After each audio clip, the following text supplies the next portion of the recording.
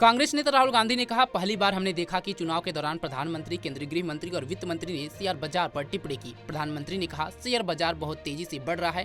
केंद्रीय गृह मंत्री ने कहा कि 4 जून को शेयर बाजार में तेजी रहेगी और आप सभी को निवेश करना चाहिए, और ऐसा ही वित्त मंत्री ने भी कहा।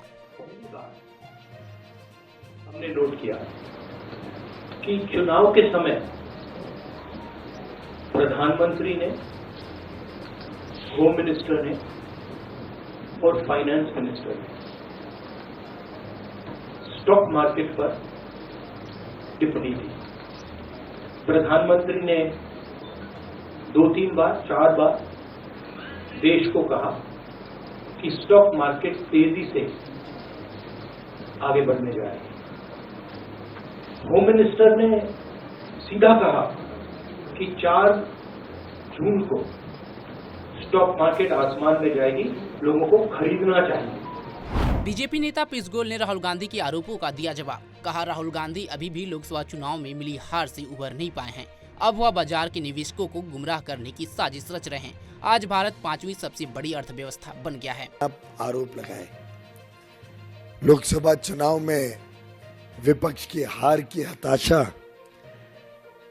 से अभी तक शायद राहुल गांधी जी उभरे नहीं है। अब वो मार्केट के इन्वेस्टर्स को भी गुमराह करने की साजिश रच रहे हैं।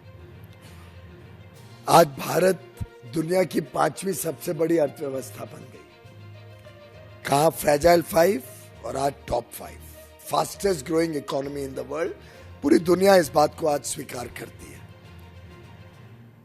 प्रधानमंत्री नरेंद्र मोदी जी ने देश को आश्वस्त किया है कि इस टर्म में देश विश्व की 3री सबसे बड़ी अर्थव्यवस्था बनने जा रही है। और ये साधारण उपलब्धि नहीं है, पूरा विश्व इसको गहराई से देख रहा है, बड़ी गंभीरता से देख रहा है, समझ रहा है कि ये आगे आने वाले दिनों में प्रधानमंत्री मोदी जी के नेतृत्व में होने जा रहा है। थप्पड़ मामले में आया बीजेपी नेता कंगना रनौत का बड़ा बयान। उन्होंने कहा, मुझे मीडिया के साथ साथ मेरे शुभचिंतकों की ओर से भी बहुत सारे फोन आ रहे हैं। सबसे पहले मैं सुरक्षित हूं, मैं बिल्कुल ठीक हूं। आज चंडीगढ़ एयरपोर्ट पर जो घटना हुई वह इसी दौरान हुई ही मैं सुरक्षा जांच के बाहर आई। दूसरे केबिन में एक CISF सुरक्षा कर्मचारी बगल से आई, मेरे चेहरे पर मारा। नमस्ते दोस्तों, मुझे बहुत ज़्यादा फ़ोन कॉल्स आ रहे हैं, मीडिया के भी और मेरे शुभचिंतकों के भी। सबसे पहले तो I am safe, I am perfectly fine.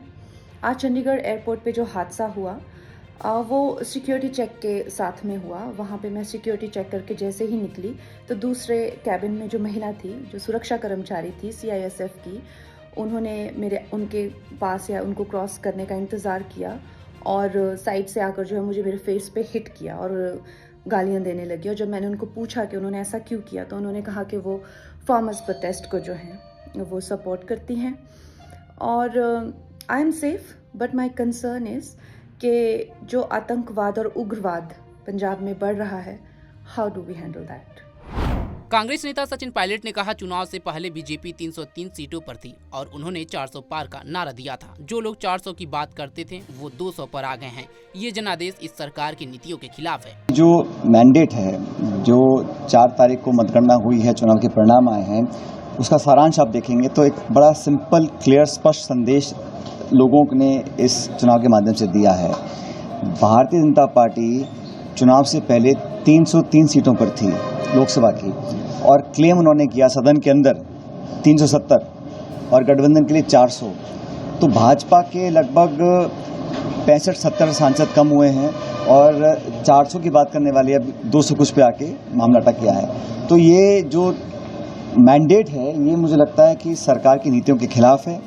और जिस प्रकार की राजनीति का परिचय पिछले 10 साल में दिया है देश में भाजपा की सरकार ने, प्रतिशोध की भावना का, बदले की भावना का, विपक्ष की आवाज़ को दबाने का, निर्वाचित मुख्यमंत्रियों को जेल में डालने का, कांग्रेस पार्टी के बैंक के खाते सीज करने का चलते चुनाव में, ये जो राजनीति हुई 10 साल की, इस राजनीति के खिलाफ ही मैंडेट है।